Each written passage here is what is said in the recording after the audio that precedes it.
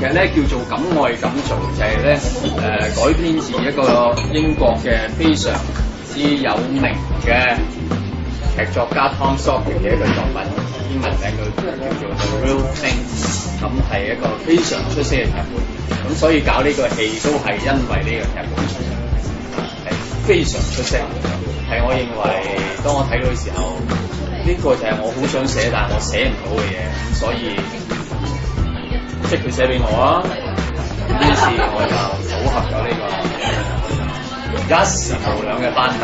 坦白講呢次咧，我嘅角色嚟講咧係好適合我啊！我諗咧，我頭先講咗啦，因為佢係個角色本身係編劇家，係一個知識分子，呢兩樣嘢都係我好想做到嘅嘢。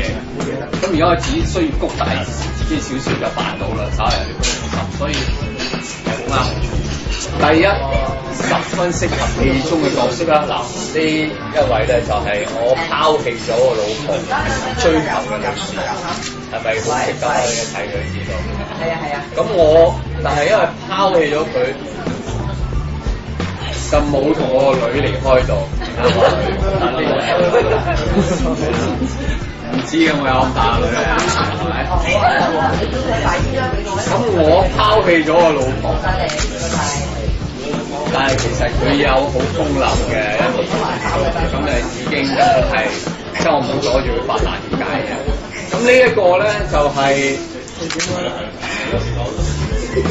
一個好死纏爛打嘅情聖啦。呢個原本係佢老婆，俾我搶我過嚟。咁我好辛苦搶咗佢過嚟咧，佢就中意咗佢嘅喎。